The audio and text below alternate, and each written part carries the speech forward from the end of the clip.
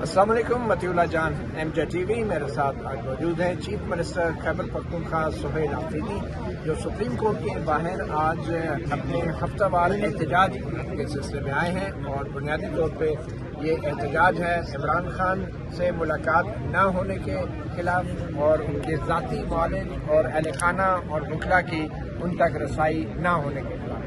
سہیل آفریدی صاحب، یہ احتجاج آپ سپریم کورٹ کے سامنے تو ہر ہفتے کرتے ہیں، تواتر سے کر رہے ہیں، مگر اب اس کا کوئی نتیجہ نکل نہیں رہا، تو آخر کب تک یہ سلسلہ جاری رکھیں گے؟ لیکن یہ سلسلہ بھی جاری رہے گا، اور انشاءاللہ تعالی ہماری ایک بڑی سیاسی احتجاج کے لیے بھی تیاری جاری ہے، تو انشاءاللہ وہ تیاری بھی جاری رہے گی، اور ماہ رمضان میں جو ہے ہم اس طرح کی احتجاج اور کرنے جاری رکھیں گے۔ اس کے انشاءاللہ رمضان کے بعد کوئی بڑے احتجاج کی طرف جائے گی۔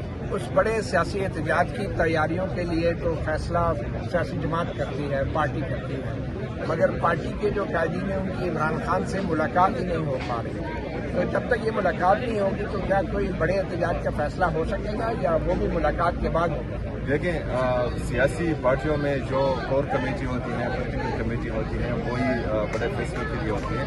اگر فرض کریں عمران خان صاحب سے ملاقاتیں بند ہو، ان کے ڈاکٹرز تک ان کی رسائی نہ ہو، ان کی فیملی تک ان کی رسائی نہ ہو، ان کے وکلاء تک ان کی رسائی نہ ہو، اور ان کی مرضی کے مطابق ان کو ہسپتال نہ لے کے جایا جا رہا ہو، تو پھر میرے خیال میں ملاقات کا انتظار نہیں ہوگا، پھر فیصلہ ہوگا۔ تو یہ پارٹی کی جو ایک پولیٹیکل کمیٹی بنی تھی، اس کا آخری اجلاس کب ہوا؟ اس کا کیا ایجنڈا تھا؟ اس میں کیا معاملات طے ہوئے ہیں؟ کیا پارٹی کے کارکنوں کو اور عوام کو اعتماد میں لیتے ہیں ان اہم فیصلوں کے حوالے سے؟ دیکھیں، عوام جو ہے پولیٹیکل پارٹیز کی فیصلوں کے ساتھ جو ہے کھڑی ہوتی ہے، اور فیصلے جو عمران خان صاحب کی طرف سے پولیٹیکل کمیٹی بنائی جاتی ہے وہی کرتی ہے، اور وہی فیصلے جو ہیں پھر نیچے سارے لوگ مانتے بھی ہیں اور ان کو فالو بھی کرتے ہیں۔ پچھلی یہ ہفتے کے دن جو پولیٹیکل کمیٹی ہوئی تھی، اس میں یہی ڈیسائیڈ ہوا تھا جو ابھی ہم کر رہے ہیں۔ اچھا، بیچ میں یہ خبریں آتی ہیں اور یہ تاثر ملتا ہے یا دیا جاتا ہے کہ PTI اور اسٹیبلشمنٹ کے درمیان رابطے بڑھ رہے ہیں اور کچھ معاملات طے ہو گئے ہیں، یہ تاثر کس حد تک درست ہے؟ یہ تاثر اس حد تک درست ہے کہ ابھی تک عمران خان صاحب سے ان کے ذاتی ڈاکٹرز نہیں ملے۔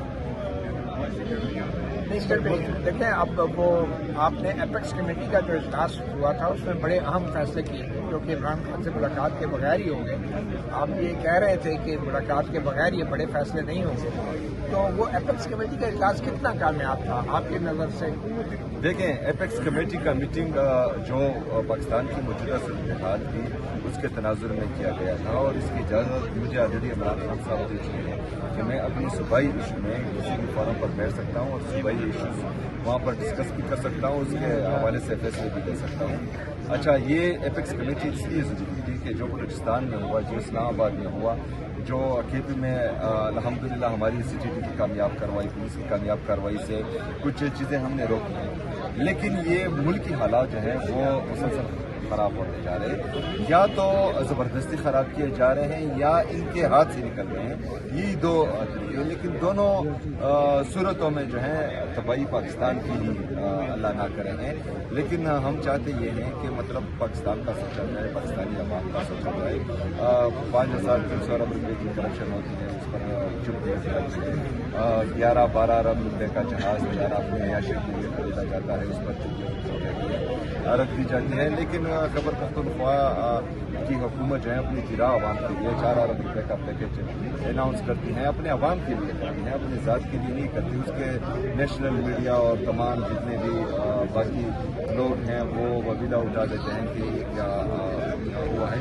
ہم کہنے کا مقصد یہ ہے کہ پاکستان تحریک انصاف کو مسلسل دیوار سے لگانے کی کوشش کی جا رہی ہے، بلکہ دیوار سے لگایا جا رہا ہے، بریتھنگ اسپیس ختم ہو رہی ہے، ادارے انصاف نہیں کر رہے ہیں، نہ عدالت انصاف کر رہے ہیں، ادارے جو ہیں کسی کا اقتدار پہنچانے میں لگے ہوئے ہیں۔ تو اس صورت میں آخری حل ہمارے پاس احتجاج ہی رہتا ہے، اور پھر احتجاج کا فیصلہ اگر عمران خان صاحب سے ملاقات ہو یا نہ ہو، میرے خیال میں پارٹی کرے گی یا صورت کرے گی۔ اپیکس کمیٹی کے فیصلوں سے تو لگتا ہے کہ PTI نے اور آپ کی حکومت نے لچک دکھائی ہے، मगर आपके ख्याल में क्या इस्टेब्लिशमेंट ने भी कोई लचक दिखाई है या अभी तक कोई लचक नहीं दिखाई है? अगर नहीं दिखाई तो फिर आप एकतरफा तौर पे लचक किस बुनियाद पर दिखा रहे हैं? देखिए, लचक बिल्कुल भी हमारी तरफ से नहीं दिखाई गई। मेरे सूबे के मामलात हैं, मेरे सूबे के इश्यूज हैं, उसके लिए जो है मैं गया हूँ, लेकिन बदकिस्मती से एक भी मुतालबा या जो हमारा एक भी मसला है वो हल नहीं हुआ सूबे का।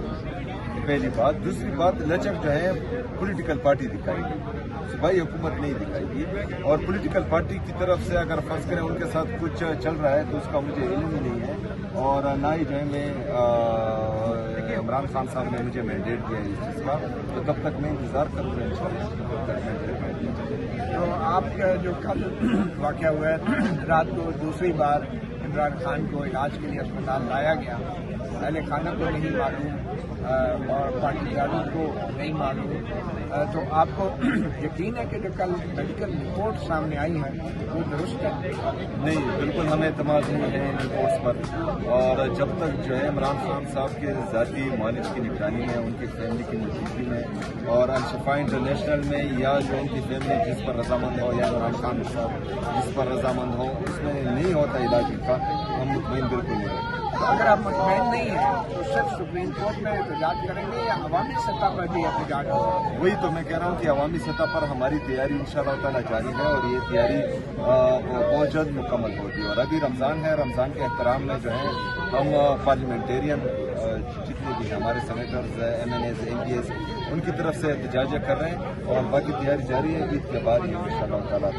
इमरान खान रिहाई फोर्स का जो आपने ऐलान किया है अपनी तैयारियों के सिलसिले में, तो ये इमरान खान रिहाई फोर्स की रजिस्ट्रेशन कहाँ तक पहुँची है?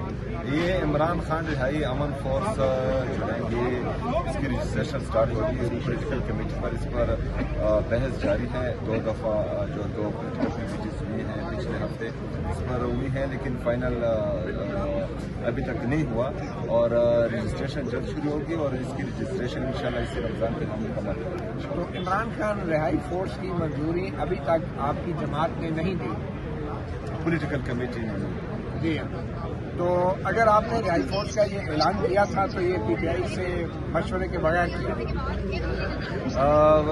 जी, मेरी राय थी कि इमरान खान रिहाई अमन फोर्स बनाना चाहिए। हमारी जितनी भी तंजीमें हैं पाकिस्तान तहरीक इंसाफ, इसको एक प्लेटफॉर्म पर लाना चाहिए, ताकि उसकी जिम्मेदारी सिर्फ और सिर्फ जो है इमरान खान साहब की रिहाई है। बाकी ISF की जो रेगुलर एक्टिविटीज़ हैं वो करें, यूथ की जो रेगुलर एक्टिविटीज़ हैं वो करें, लेकिन जब भी इमरान खान साहब की तरफ से कॉल आए, चाहे 1 दिन की हो चाहे 1 हफ्ते की, हमारी तैयारी मुकम्मल हो।